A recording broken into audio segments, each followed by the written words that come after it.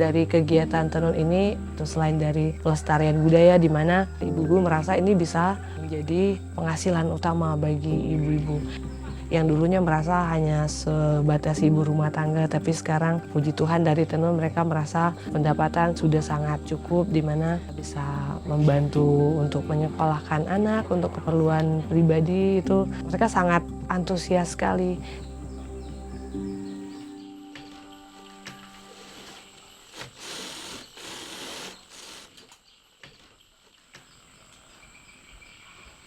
Saya Margareta Mala, di Dusun Sadap ini akrab disapa Mala.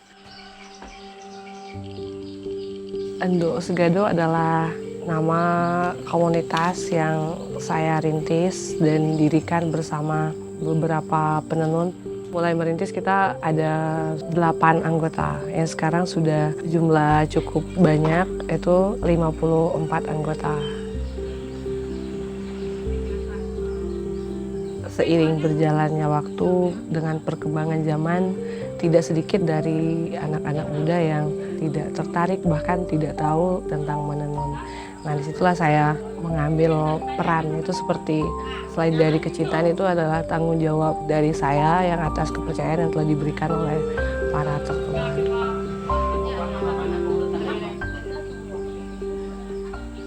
Setiap kain yang ditenun punya cerita, makna tertentu masing-masing. Dan motif tenun Iban itu kita punya 4 motif yang dianggap memiliki nilai tinggi. Di motif sakral itu ada motif manusia, terus ada perahu, ular, nabau, terus ada buaya. Dan ketika sudah bisa membuat motif ini, secara otomatis kita bisa mendapat gelar, itu gelar pandai.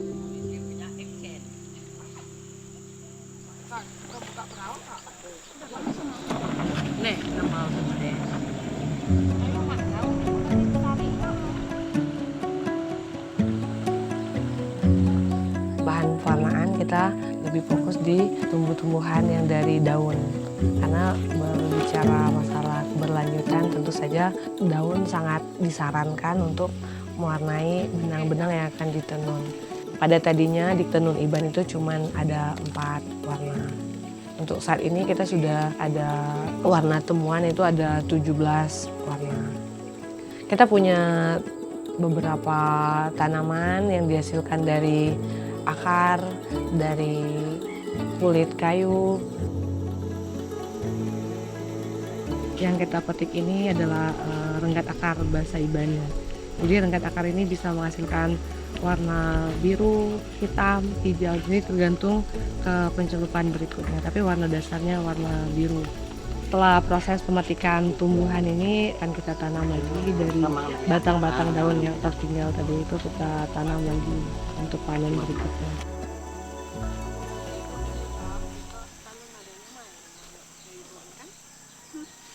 Peningkatan puji Tuhan bisa dikatakan sangat meningkat karena dari tahun ke tahun penyebaran jejaring kita memperluas pemasaran itu sangat berdampak sekali di mana lebih banyak yang mengenal dan tertarik dengan tenun. Untuk omset di kelompok itu kurang lebih per tahunnya itu bisa mencapai 1 M itu bisa, dan bahkan lebih juga. Dari segi ekonomi untuk kondisi saat ini puji Tuhan itu saya melihat perubahan dari ibu-ibu penenun itu sangat mencukupi sekali. Dan ke depan saya berupaya supaya tenun tetap menghasilkan bagi ibu-ibu penenun yang aktif menenun gitu.